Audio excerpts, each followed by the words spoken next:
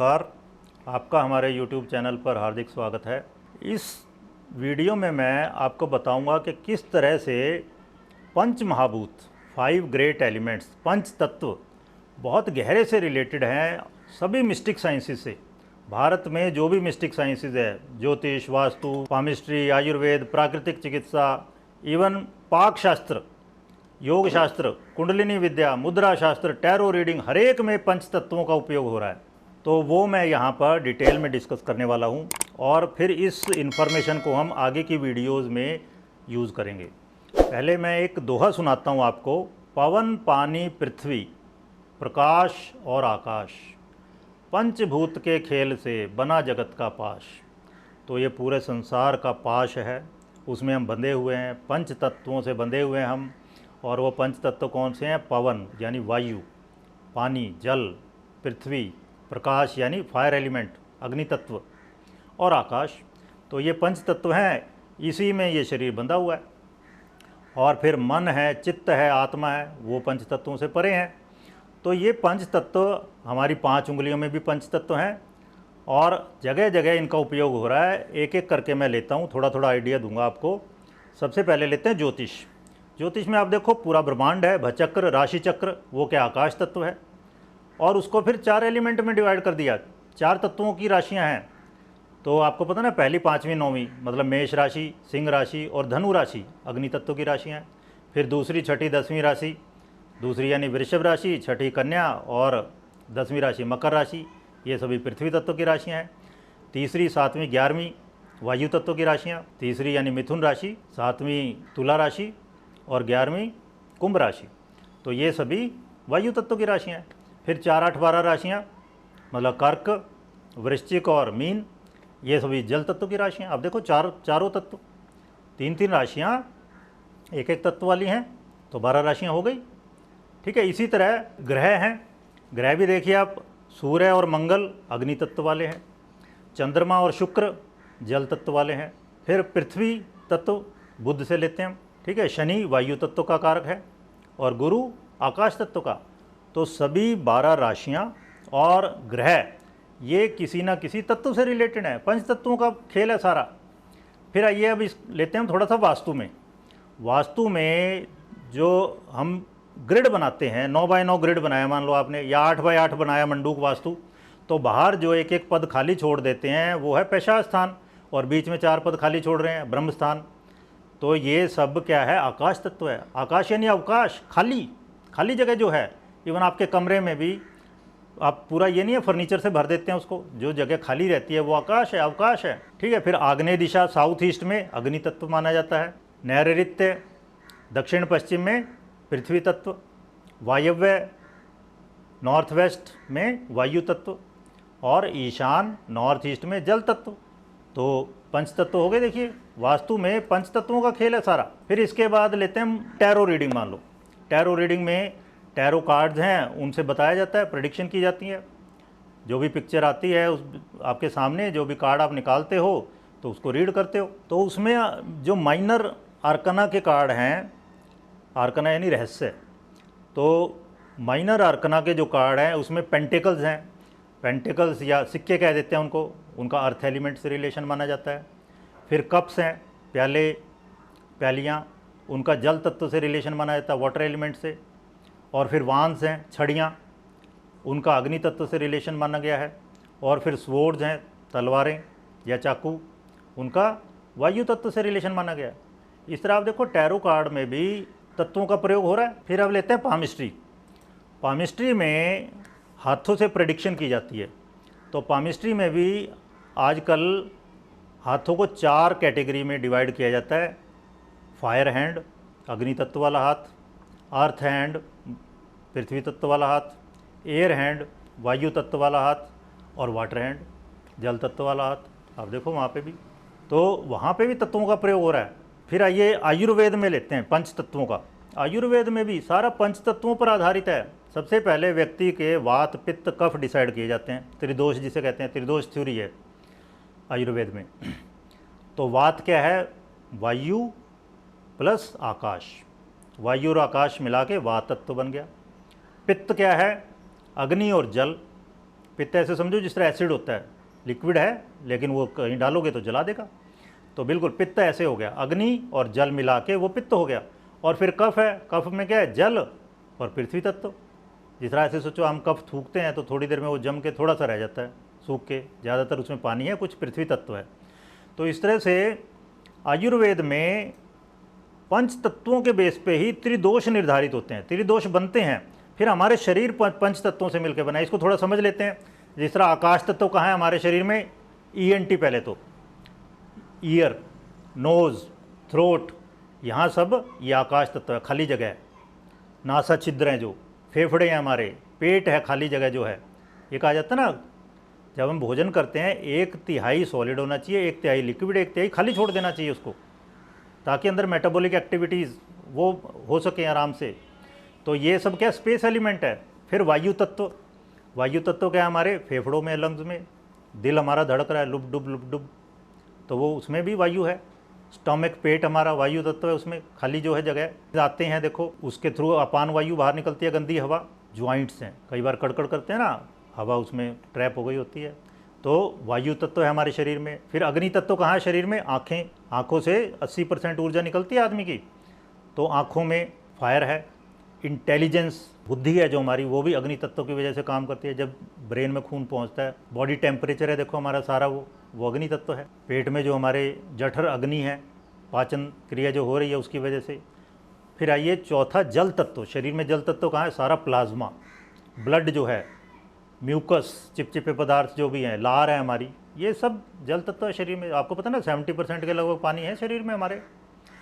फिर पृथ्वी तत्व, पृथ्वी तत्व हमारे नाखून है, ये बाल हैं, स्किन है हमारी। फिर जो फैट इकट्ठी हो गई है, चर्बी, मसल हैं, जो मसल, मांसपेशियाँ, हड्डियाँ हैं, ये सब पृथ्वी तत्व है। तो इस तरह से आपने देखा किस तरह से आयुर्वेद में पंच तत्वों का खेल है सारा। फिर आइए अब लेते हैं प्राकृतिक चिकित्सा। प्राकृतिक चिकित्सा में तो मज़ेदार चीज़ क्या है, यूज़ ही इन 5 तत्वों का हो रहा है। इन्हीं 5 तत्वों का यूज़ हो रहा है। वो कहते हैं कोई बाहर की दवाई नहीं लेनी चाहिए, केवल यही दवाइयाँ हैं, इन्हीं को ढंग से प्रयोग करो, बस इन्हीं को प्रयोग करने की तमीज़ होनी चाहिए। तो सबसे पहले मैं इसमें भी लेता हूँ, थोड़ा सा आइडिया दे देता हूँ आपको। आकाश तत्व, आकाश तत्व ठीक करने के लिए क्या क्या किया जाता है नेचुरोपैथी में, उपवास करो।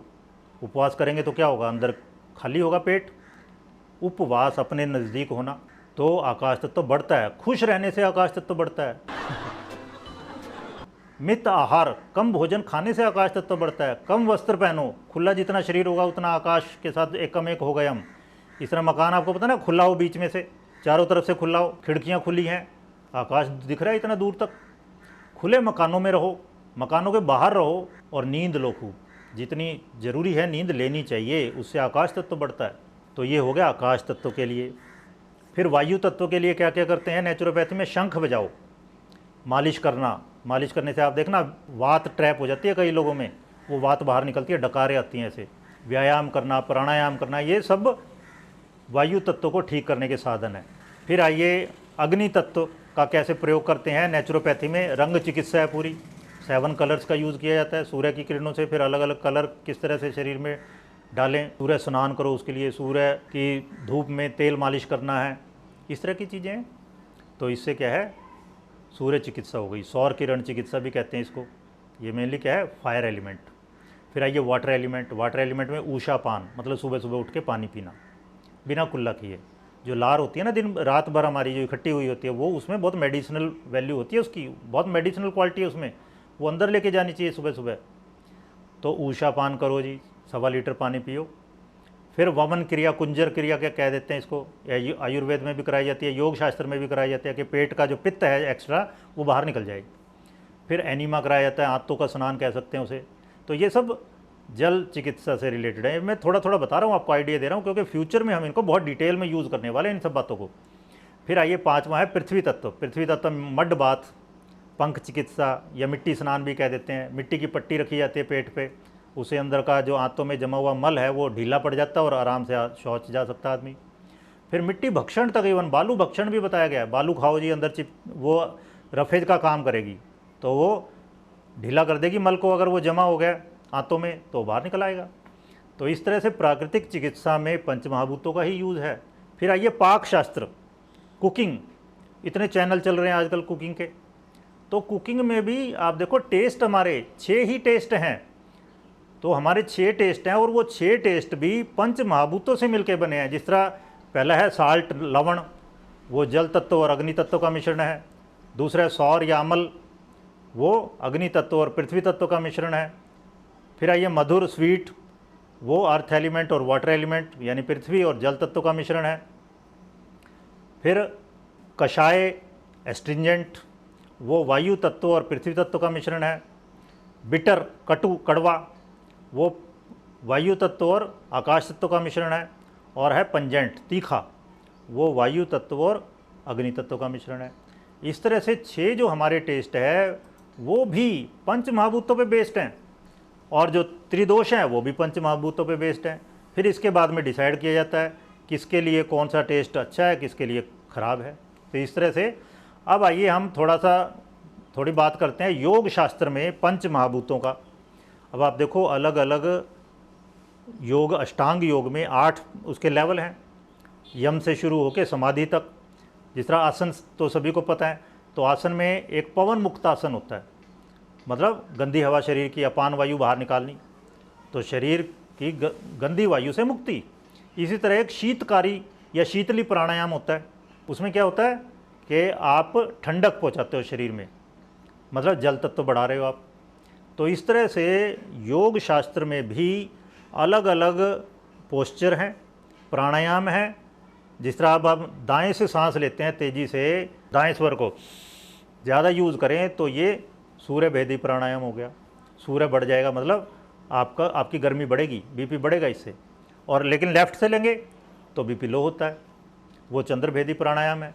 तो इस तरह प्राणायाम का भी, पोस्चर्स का यूज़ होता है पंच महाभूतों को कम करने या बढ़ाने में। ठीक है, फिर आइए अगला लेते हैं हम कुंडलिनी।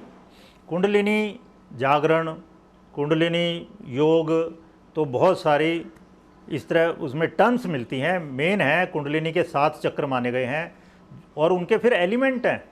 जो मूलाधार चक्र है उसका तत्व है पृथ्वी तत्व। फिर स्वाधिष्ठान, नीचे से ऊपर उठेंगे, स्वाधिष्ठान चक्र है उसका जल तत्व है। और फिर मणिपुर चक्र है, एलिमेंट उसका अग्नि है। उसके बाद अनाहत चक्र है वायु, उसका तत्व है वायु। फिर विशुद्ध चक्र, विशुद्ध चक्र का तत्व है स्पेस एलिमेंट, आकाश तत्व। उसके बाद आज्ञा चक्र में कहते हैं ओम, उसमें कोई तत्व नहीं रहता। और फिर सहस्रार में बिल्कुल शून्य, कुछ भी नहीं रहता।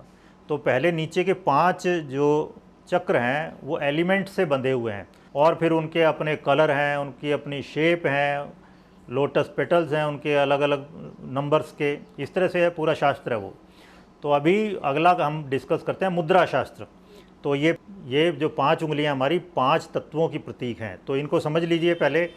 ये है फायर एलिमेंट, इससे चौथा 1 2 3 4 अर्थ एलिमेंट पृथ्वी तत्व, इससे चौथा 1 2 3 4 एयर एलिमेंट वायु तत्व, इससे चौथा 1 2 3 4 वाटर एलिमेंट जल तत्व, और इससे चौथा 1 2 3 4 स्पेस एलिमेंट। तो ये 5 तत्व गिनना और समझना, याद करना बड़ा इजी हो जाएगा। ये फायर एलिमेंट से शुरू करो, फायर, अर्थ, एयर, वाटर, स्पेस, इस तरह याद कर लो। ठीक है, तो अब अगर हम इस तरह से पोस्चर करते हैं तो इसको ज्ञान मुद्रा कहते हैं। ठीक है, लेकिन अब इसको मान लो ये वायु तत्व बढ़ाने के लिए है किस्म से। अगर इसको यहाँ नीचे दबा लेंगे, क्योंकि वायु तत्व वाली उंगली है ये, लेकिन इसको अगर नीचे दबा लें और दबाएं ज़ोर से तो वायु कम होगी। जिनकी वात ट्रैप हो जाती है वो वात रिलीज़ हो जाएगी। इस तरह से है। ये ऐसे मुद्रा बनाते हैं तो ये आकाश मुद्रा हो गई। ये पृथ्वी तत्व है तो ये पृथ्वी मुद्रा हो गई। ठीक है, और ये वाटर एलिमेंट है तो ये वरुण मुद्रा हो गई। तो इस तरह से मुद्रा शास्त्र में भी 5 तत्वों का उपयोग हो रहा है, और उंगलियों को पहले डिसाइड कर लिया जाता है कि ये उंगली इस वाले तत्व से रिलेटेड है। फिर पर्टिकुलर पोस्चर्स जो हैं उनके हिसाब से पर्टिकुलर तत्व को कम किया जाता है या बढ़ाया जाता है। अब आइए, इवन चाइनीज़ सिस्टम है फेंग शुई। जिस तरह हमारे यहाँ वास्तु है वहाँ पर है फेंग शुई। फेंग शुई में भी 5 तत्व ही हैं, बस उनके थोड़े से चेंज हैं। ठीक है, तो मैंने आपको बताया 5 तत्वों का खेल है सारा। हर एक मिस्टिक साइंस में भी भगवान शब्द भी पंच तत्वों से मिलकर बना है। मज़ेदार चीज़ आपको बताता हूँ मैं। भगवान शब्द में भूमि, भय से भूमि मतलब अर्थ एलिमेंट, ग से गगन यानी आकाश तत्व, व से वायु एयर एलिमेंट, आ से, वा में जो आ है ना, आ से क्या, आग अग्नि फायर एलिमेंट, और न क्या है, नीर जल तत्व। तो भगवान शब्द ही जब आपने नाम ले लिया भगवान, तो उसी में ही पंच तत्वों की प्रार्थना हो जाती है। धन्यवाद, आप सभी सुखी रहें।